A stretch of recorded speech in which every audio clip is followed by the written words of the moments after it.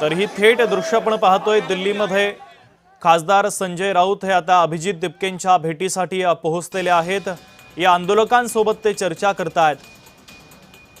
या आंदोलनाला शिवसेना उद्धव बाळासाहेब ठाकरे पक्षाने पाठिंबा जाहीर केलेला आहे आणि आता ठाकरेंचे हे सगळे खासदार या आंदोलनामध्ये पोहोचलेले आहेत। अभिजित दिपके यांच्यासोबत ते चर्चा करतायत।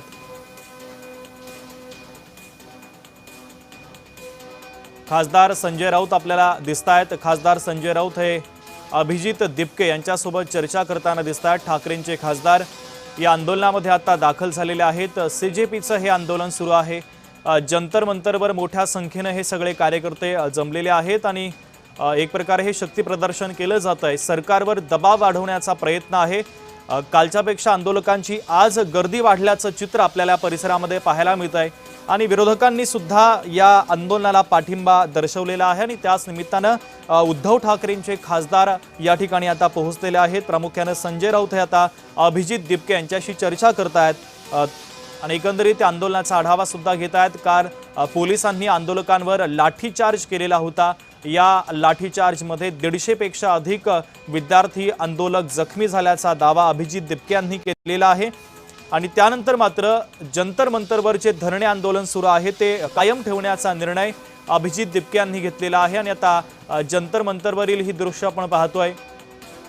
देशाच्या कानाकोपऱ्यातून अनेक आंदोलक या ठिकाणी दाखल झालेले आहेत आणि गर्दी देखील ही वाढत चाललेली आहे। त्यामुळे आता सरकार काही निर्णय घेतं का हे पाहणं देखील तितकंच महत्त्वाचं आहे। दुसरीकडे अधिवेशन देखील सुरू आहे आणि या अधिवेशनाच्या दरम्यान सुद्धा सातत्याने विरोधक दबाव टाकण्याचा प्रयत्न करतायत।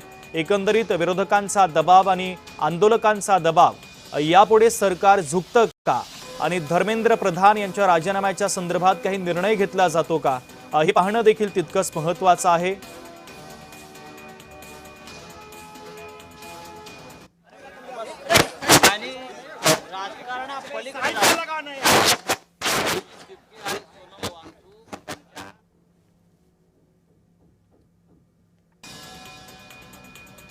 पार्लियामेंट की तरफ आने का प्रयत्न किया था, इसीलिए पुलिस को उनको रोकना पड़ा और इसीलिए लाठीचार्ज हुआ। इसका हम समर्थन नहीं करते, इसकी जांच भी होनी चाहिए, लेकिन युवाओं ने भी थोड़ा सा मतलब कंट्रोल रखने की आवश्यकता है, ऐसा मुझे लगता है।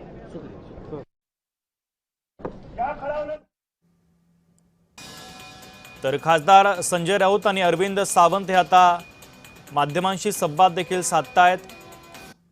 इथे येऊन गेलो, इथे सामसूम होती, हे मंडप